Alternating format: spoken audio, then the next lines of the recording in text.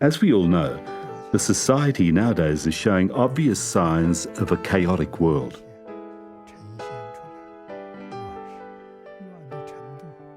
Such a degree of chaos cannot be found in the history of the East or the West. Many people are worried. Will there be peace in our world?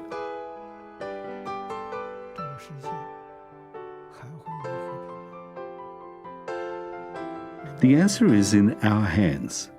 We are the ones who created today's situations and environment. We have the power to make decisions. Do we want harmony or turmoil? Do we want to be equal to one another or to fight one another?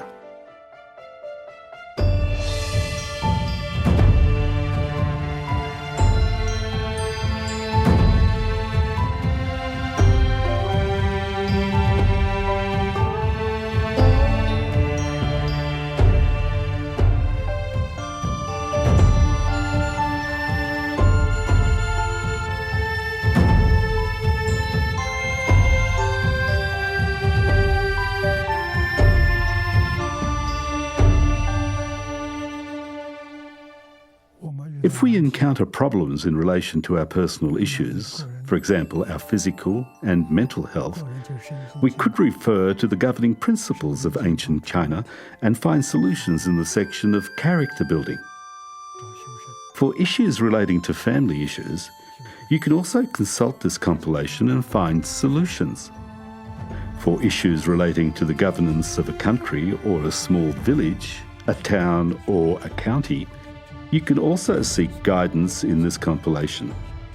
For example, if a head of a town facing difficult matters consults this compilation, he or she definitely will find solutions in it.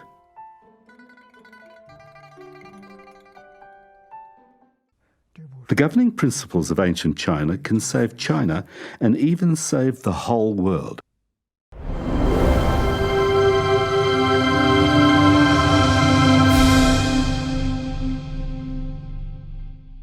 Among the dynasties in China's history, the Tang dynasty, 618 to 907 CE, is worthy of great praise.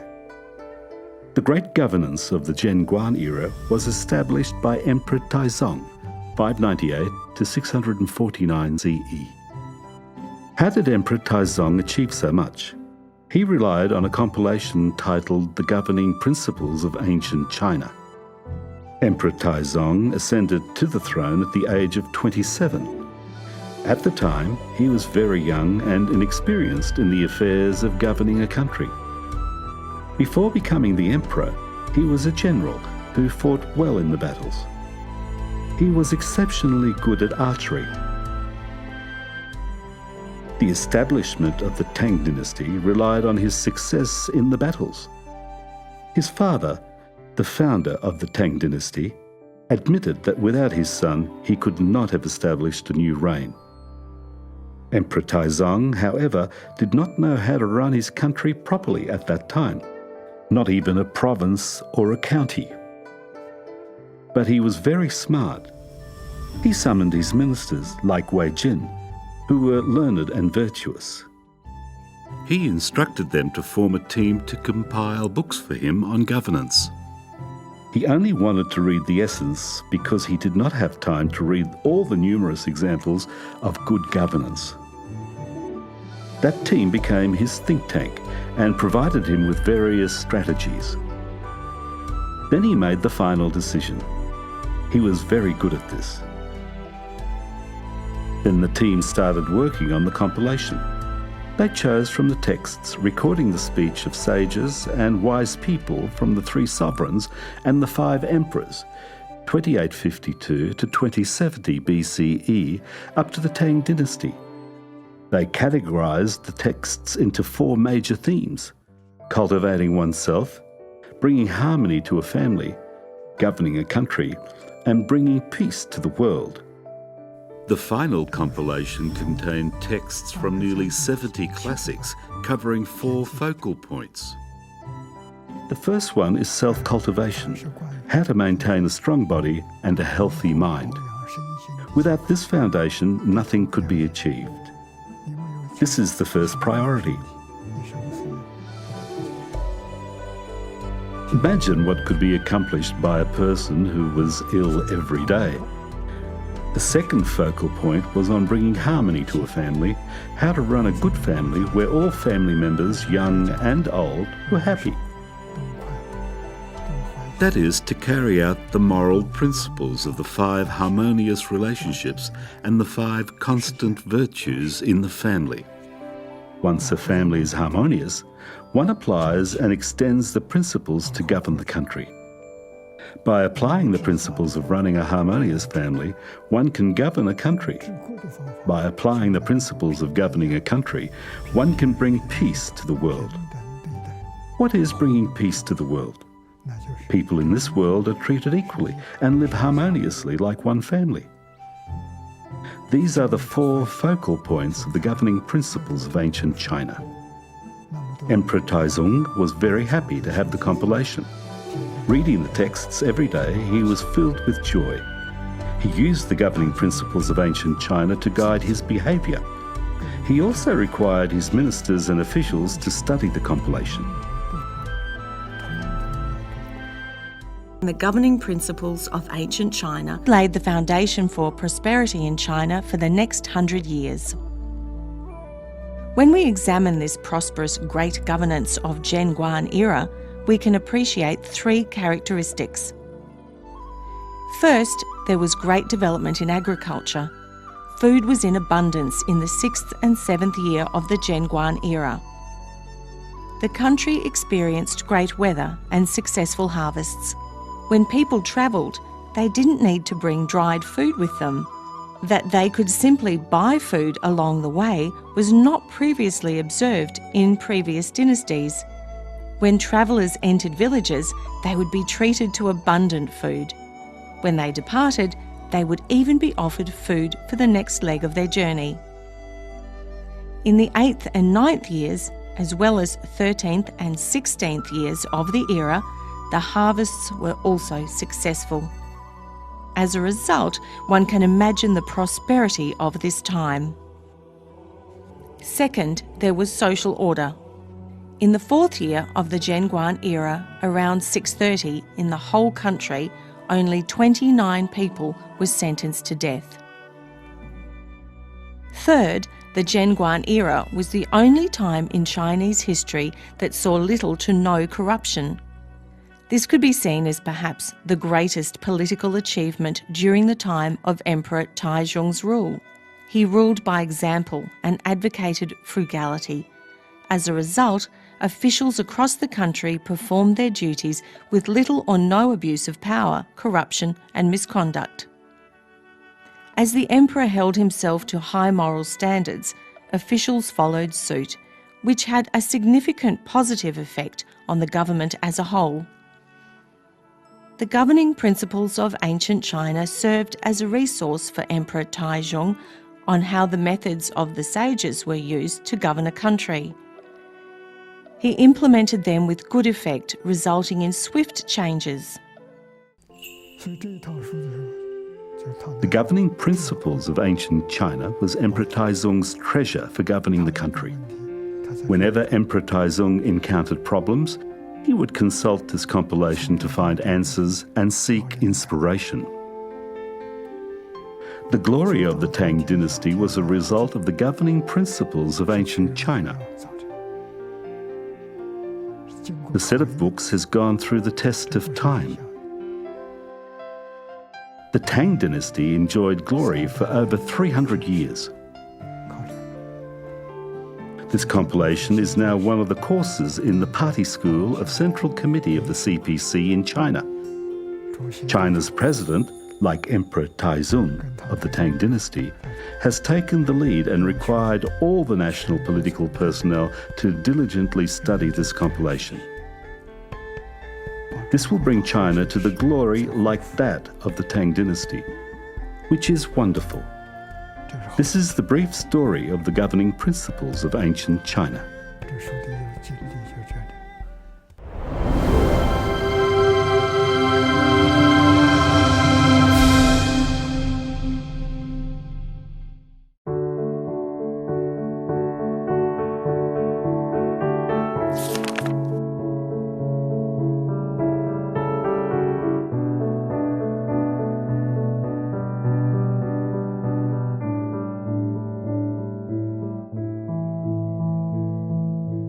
Oui, j'ai lu le livre des principes de gouvernance de la Chine ancienne.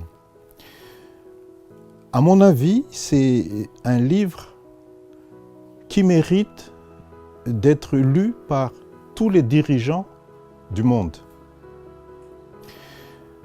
J'en ai partagé aussi avec les gouvernants de mon pays. Et j'en ai eu des échos très positifs concernant ce livre par les gens qui l'ont lu. Moi-même, je crois que c'est un livre qui peut changer la face du monde.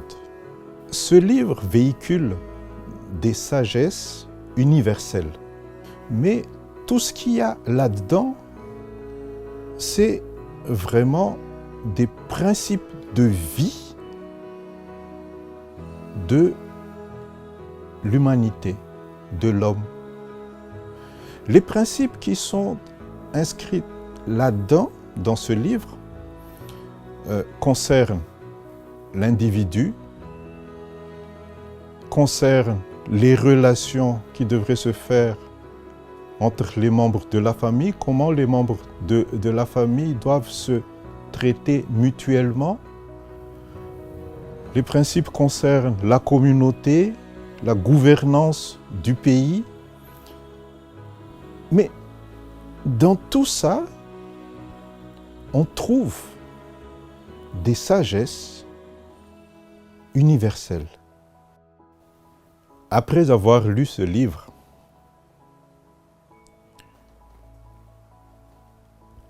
on s'y réfère tout le temps, même dans la vie quotidienne.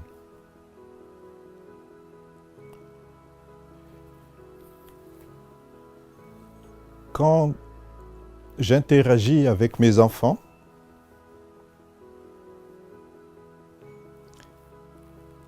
quand il y a un peu de difficulté,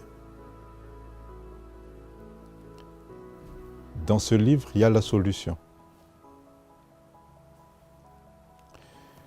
Quand dans le travail, au travail, quand il y a quelques tensions, parce qu'il y a beaucoup de pression, parce qu'il y a beaucoup de choses à faire, quand il y a un peu de tension entre les membres d'un groupe,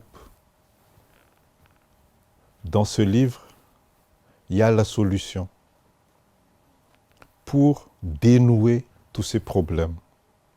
Mais, vous m'avez demandé les cotations des passages qui me paraissent essentiels. J'en ai choisi trois passages. Alors, je vais lire. Hein. Dans la page 28, Liu Tao, dans le rouleau 31, disait: si un dirigeant n'est pas vertueux, il risque de mettre sa nation en danger et de créer le chaos chez ses sujets. Un dirigeant vertueux amène la stabilité dans sa nation et l'ordre chez ses sujets. Le destin d'une nation dépend donc en premier lieu des capacités et de la sagesse de son dirigeant et non de la volonté divine. Tous les problèmes qui se passent dans ce monde, la pauvreté, les problèmes environnementaux,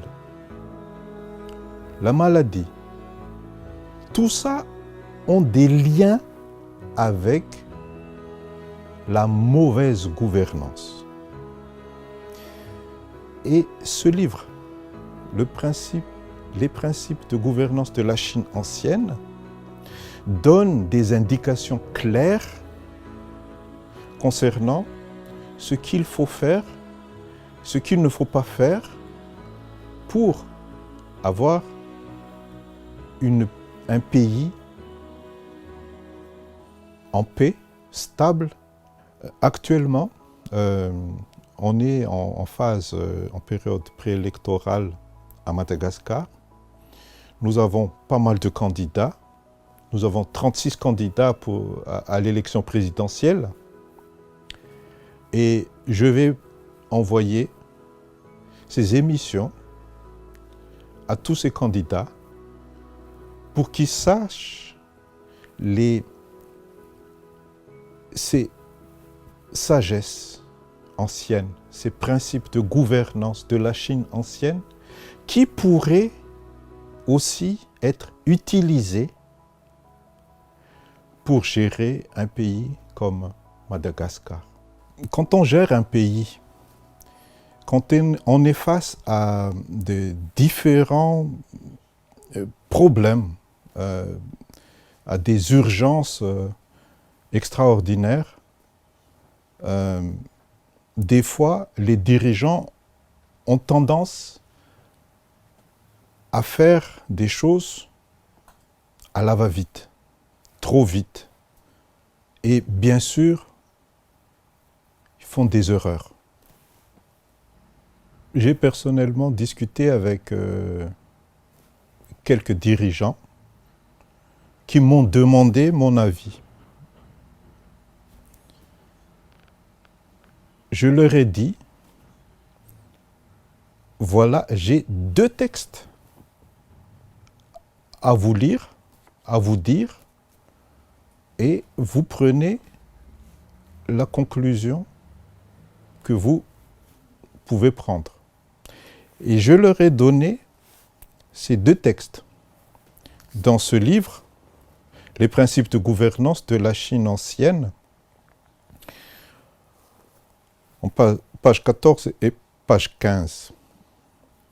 Confucius disait, « Faire une faute, mais ne pas la corriger, voilà la véritable erreur. »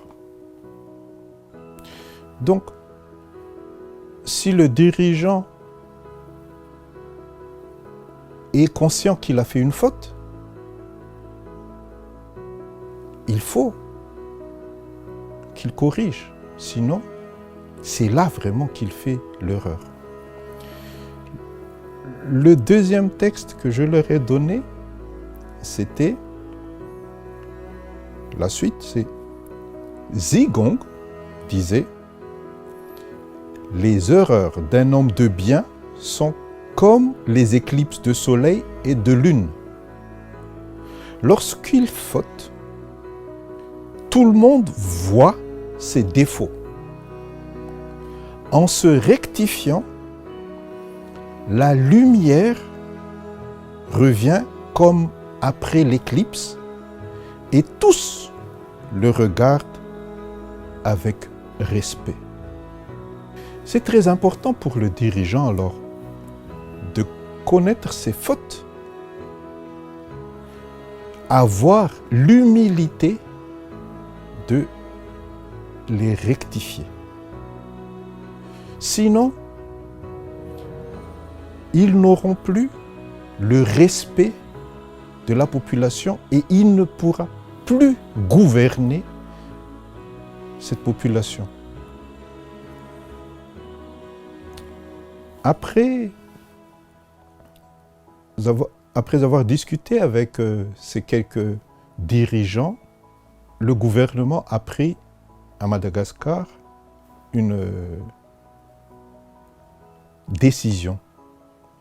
Je ne dis pas que c'était grâce parce que je leur ai dit ces deux textes, mais je suis sûr que ça les a influencés dans leurs décisions.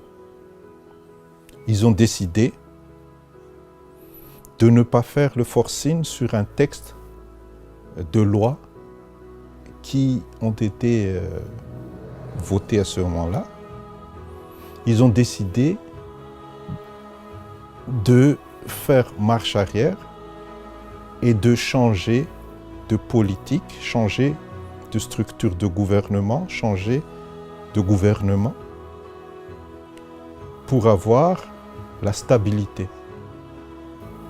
Et grâce à ce mouvement de rectification des fautes, le pays, pour le moment, est stable, en paix, et on peut espérer pouvoir faire les élections d'ici 3 mois. Donc, c'est un exemple très concret comment moi personnellement j'ai utilisé ce livre qui est mon oreiller pratiquement parce que je lis ce livre avant de dormir et des fois quand je me réveille.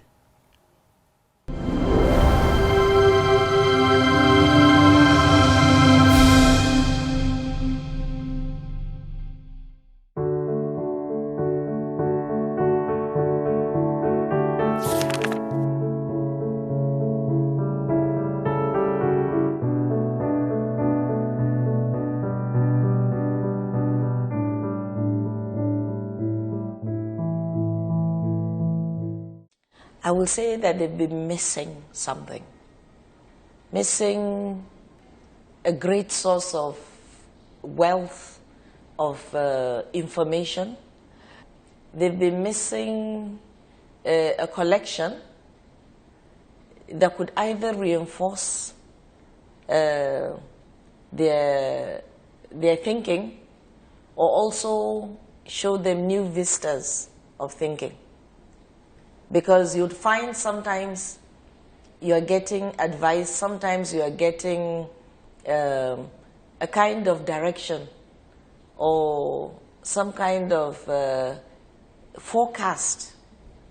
If you do this, this may be the consequences to your people or to yourself. And sometimes, you know, during a working day or I'm reflecting on something, or writing something, I look and say, okay, these governing principles must have said something about this.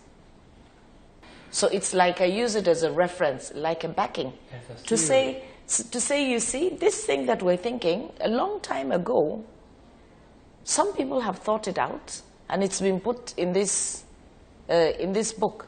So it's to kind of support. So it's like having an encyclopedia somewhere, but this is an encyclopedia that is, it's spiritual, but not in the religious sense. It gives you information, it gives you advice that you cannot just get anywhere. I remembered one time with my minister, my present Minister of Education, and really, I read quite a lot of scripts for him. But if you take, for instance, page 28, these are the virtues, you know, how a leader who is not virtuous will bring danger to the nation and chaos to his people. I remembered, you know, citing this example. We were just discussing generally about politics in my country. And then we were talking about the different political parties, the challenges of governance, and so on and so forth. And when we talked, then I said to him, look, there is this book that seems to have advice to the leader, how you can lead, how you can be a better leader to your people, and what happens to countries when they have bad leaders or people that are not supposed to be chosen are chosen as ministers. You know, what happens to that society, what happens to that nation. So we're talking like that, and then I took the book, and really I think we went through many of the scripts on leadership with him. And at the end of the day, I gave him a copy of the book. You know, it's only that not everybody has, you know, access, you know, to this kind of information. That's just coming, you know, not from any particular religious perspective. And for me, that's why I feel comfortable reading this. I feel comfortable giving it out to people. It's not that I'm giving anyone a religious text. These are very wise sayings and very wise scripts that will guide everyone, from the young person to the very old person. Yeah. Those who bring benefits to the world will also bring benefits to them. For those who bring harm to the world will also bring harm to them. A benevolent ruler will attract the populace to follow him because he is good at bringing benefits to the world.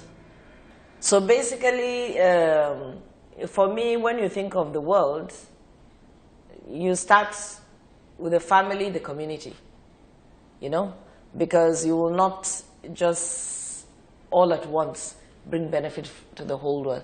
So it means you have to be good, you have to be kind, you have to be caring, you have to be sensitive, first to the family and then to your community.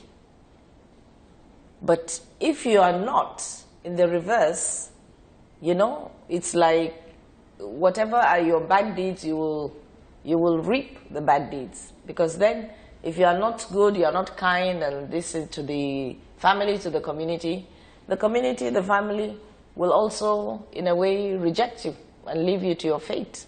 So this, for me, is very instructive. But it also goes on, ends with the benevolent ruler. The ruler that loves his people, that cares for his people. So if the ruler cares for his people, he's not wicked, he's always thinking of things in their best interest, the people will follow him. You know? Otherwise, there is a saying that if you think you're a good ruler or a leader, once in a while look back and see whether anybody is following you. Because if you're not a good ruler, most probably very few or nobody will be following you genuinely. Looking at the individuals in history who have made contributions to the society, it is evident that they all had accumulated outstanding and remarkable stories through their endurance against innumerable physical strains and hardship. As well, they were assiduously thoughtful. They never let their studies go to waste, and they never changed their ideals despite poverty. Now here, for me, it reminds me of some of the great leaders we had in politics in Nigerian history.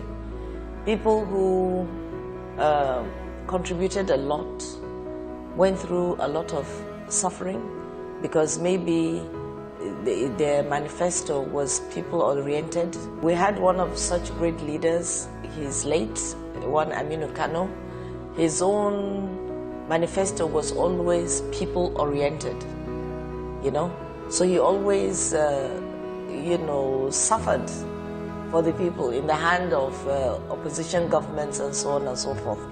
So this text actually reminds me of him, and then other people in other societies. You find that you take somebody like Nelson Mandela, you know, if we're looking at the African level, look at all his travails, look at all his sufferings, all for the freedom of the people, because you see, he said they have accumulated outstanding and remarkable stories through their endurance against innumerable physical strains and hardships, you know. And at the end of the day, they were just doing it for the people. not to gain anything for themselves. So for me, this is a very important important scroll in African listing and my own personal life. Yeah.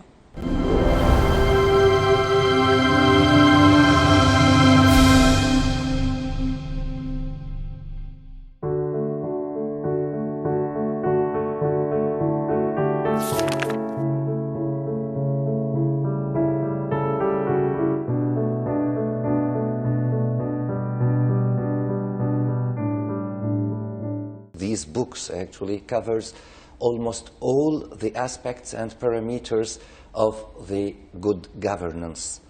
This is the thing, actually. It's not only one thing. It covers everything. It talks about morality. It talks about ethics. It talks about corruption. It talks about strategy. So it covers absolutely everything, and from different point of view. It's not only technical administration issues.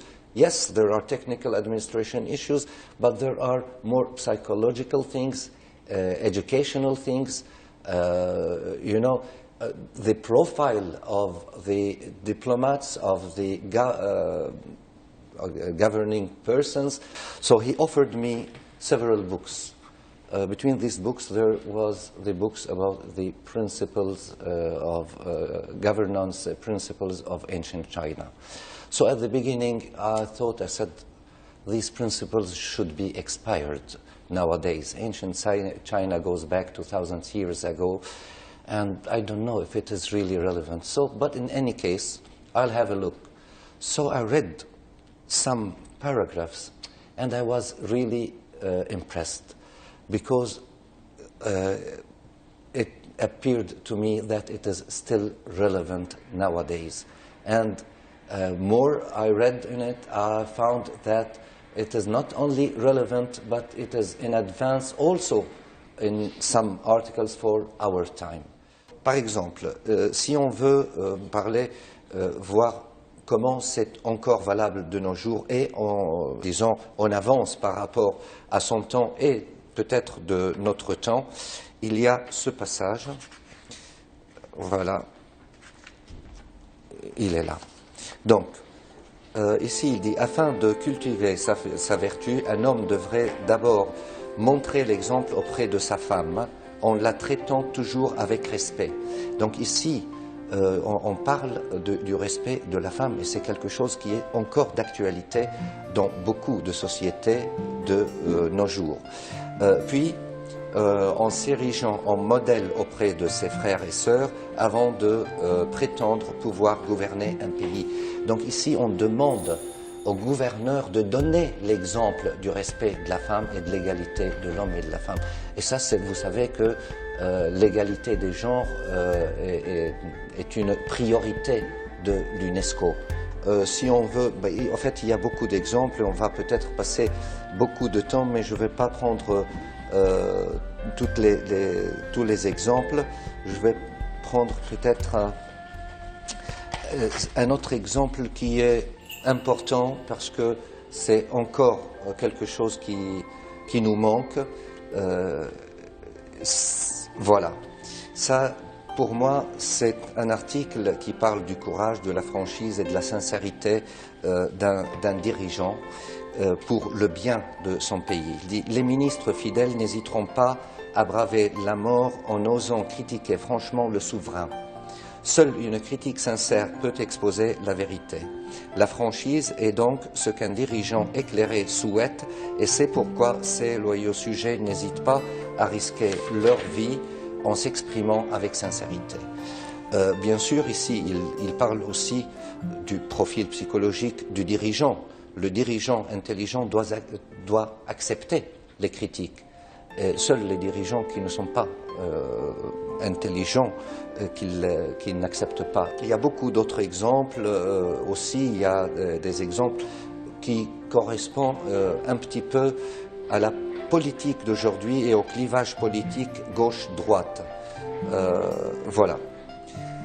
Tous prétendent connaître des méthodes de gouvernance, mais leur mise en pratique diffère.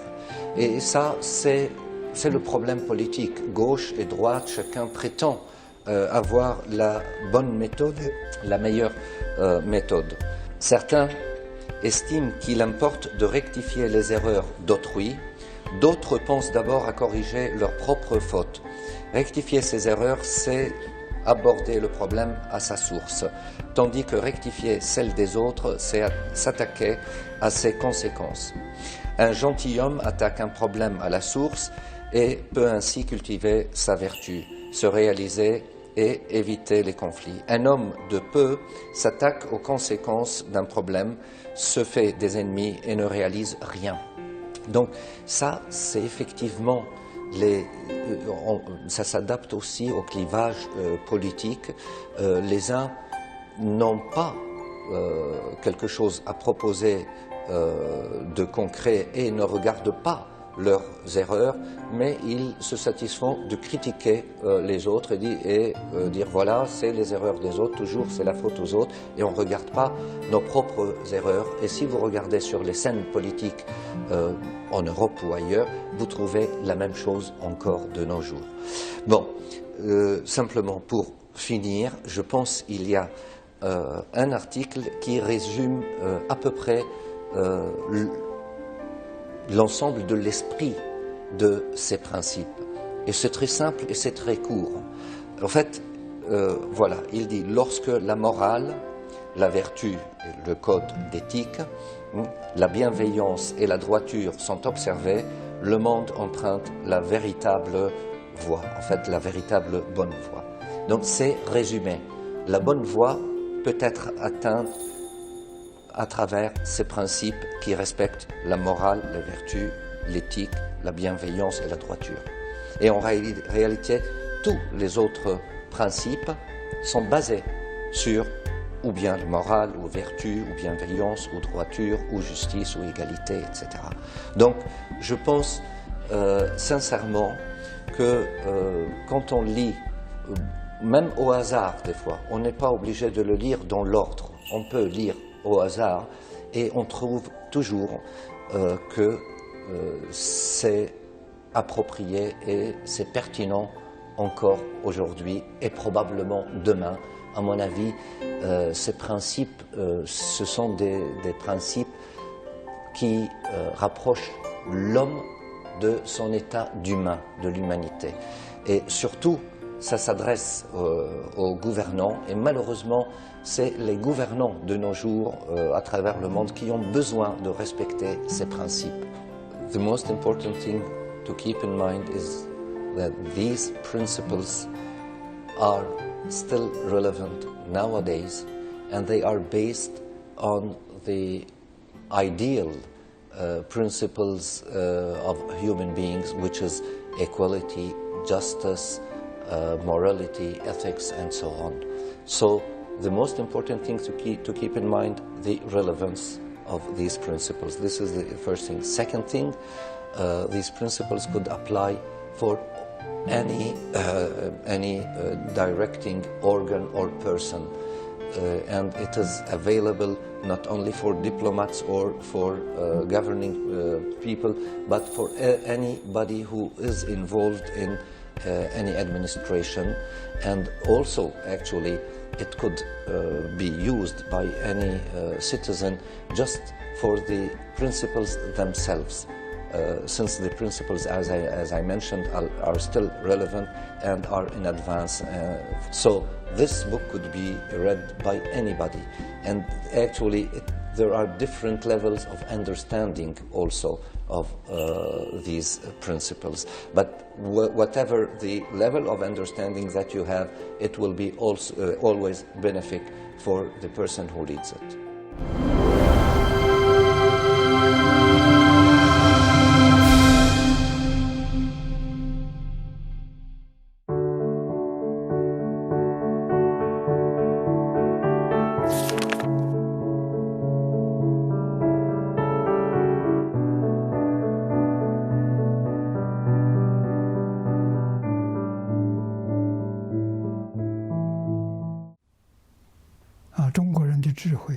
Where did the wisdom of the Chinese come from?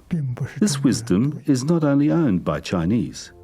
The Buddha said it well when he explained that wisdom comes from the revelation of true minds. People living on this planet Earth are not functioning from their true minds. On the contrary, they are using their false minds. What is the difference between the true mind and the false mind? The true mind is a pure mind, the original mind that everyone has, including you and me. The mind that does not give rise to a single wandering thought is a true mind. We see things with our eyes and we hear sounds with our ears. Before we hear a sound, at the moment a sound arises, or after a sound has been heard, if our mind does not give rise to a single wandering thought, the mind is a true mind. Alternatively, under the above-mentioned circumstances, if our minds become affected, for example, with the emotions of preference, anger, sadness, admiration, love, disgust and desire, then our mind will not be functioning as a true mind, but as a false mind. The false mind has preference and hatred, while the true mind does not. A true mind is like that of a newborn infant, for its mind is true. A baby does not know about preference or desire, does not have a heart of possession. An infant has no such ideas, for its mind is true. When we observe carefully, we can quite easily find good examples. I think it was in 2004 that I attended a UNESCO conference in Yokoyama, Japan. When I was taking a walk in the morning, I saw a young woman pushing a pram with her newborn baby. The baby was born less than 100 days old. Suddenly realizing something, I asked the people around me to observe the mother and her baby. The baby was looking at the mother. No one had taught this less than 3-month-old baby to love his mother, yet anyone could see there was the true love reflected in his eyes. No one had taught the baby. He just acted naturally. I told the people around me that what babies under 100 days old reveal is the true nature that is never changing and permanent. You will find the same if you all observe carefully. Hence, the Buddha said that the heart of a person is true and genuine in nature. The ancient Chinese likewise said that people at birth are naturally good.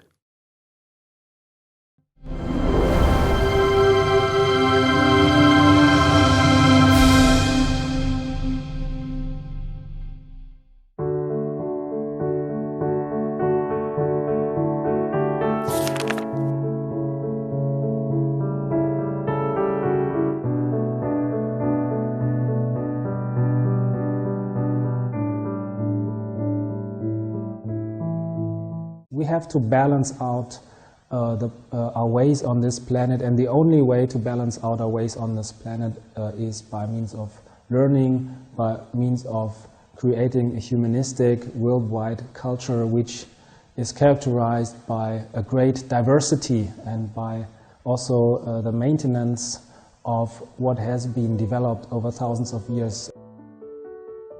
Many people do not think about this, the importance of the influence of China during the 17th and 18th century on the German civilization. So a lot of philosophers have studied Confucian lore at that time, and also in terms of economy, the Jesuits in China, they provided the philosophers in Europe with writings about wu-wei economy, for example, and they for example, the French philosopher François Quesnay, they studied these principles in economy and have influenced the modern system in Europe, the modern economic system, via this influence of Chinese thought. And later on, Karl Marx studied François Quesnay and other economists and had an influence on China again. So we see that there are always these, this is maybe a good example for exchange and also for the mutuality of learning which takes place in history. If we are able to create such a new kind of system where we venerate all the practices, all the cultural treasuries that all the civilizations, past and present, have developed, all the human beings around the world for thousands of years have created systems, methods, ways of beauty. If we venerate that, if we appreciate that, if we are able to absorb that, this will also boost our economies. This will provide us with completely new perspectives, a new form of creativity. It will make mankind a very rich, it will provide mankind with a very rich life, not just in terms of economy, which is, so to speak, also one important aspect, but also in terms of creativity, in terms of well-being, and last not least, in terms of happiness. Because only by means of culture we will be able to create societies which are based on the principle of happiness and which are based on the principle of mutual learning. And only these kind of forms, societies, will be able to exist on a long-term manner, and they will naturally, so to speak, also practice eco-friendly ways of life, because they are not based on consumerism, but they will be based on learning and culture and self-refinement in a society as a group phenomenon, self-refinement, culture cultivation from generation to generation as a binding practice which keeps the societies together, and also individual self-cultivation, which provides us with a happy life, with a life of fulfillment, with a life which is lived in a constant state of flow. And I think we can learn a lot from the past, but we also have to direct our attention towards the future in this regard. And we have to try to include the modern technologies and at the same time the new thoughts about the eco-civilization and eco-friendly ways. We have to balance out our ways on this planet, and the only way to balance out our ways on this planet is by means of learning, by means of creating a humanistic worldwide culture which is characterized by a great diversity and by also the maintenance of what has been developed over thousands of years, and by the veneration of these different traits and different branches of the tree of mankind.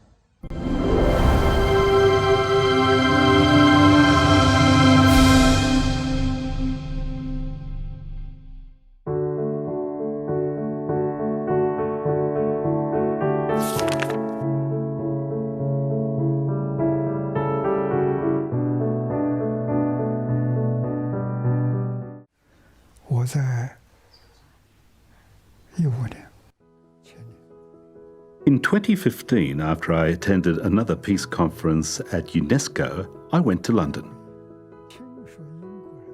I had heard that Chinese had become the popular subject in primary school, secondary schools, and universities. I was surprised to hear that. That's why I wanted to go and have a look with my own eyes. I didn't know how, but the British government found out about my trip, and I was invited to go to the House of Lords, where there was a warm reception. I talked to members of the House and asked the reason why Chinese was prescribed as a subject in schools. They were very frank with me. They said, the 19th century was the century of the British, the 20th century, the Americans, and the 21st century is the century of the Chinese. If we don't learn Chinese, the Chinese language, we'd be disadvantaged. That's why they are taking this action. Also in London, I met a person out of great affinity. He was Professor Medwyn Hughes, Vice-Chancellor of the University of Wales Trinity St David. Professor Hughes later arranged for me to meet Prince Charles, and we met several times. At the end, Professor Hughes thought of a way. He proposed to have an Academy of Sinology to train people for the purpose of passing down the heritage.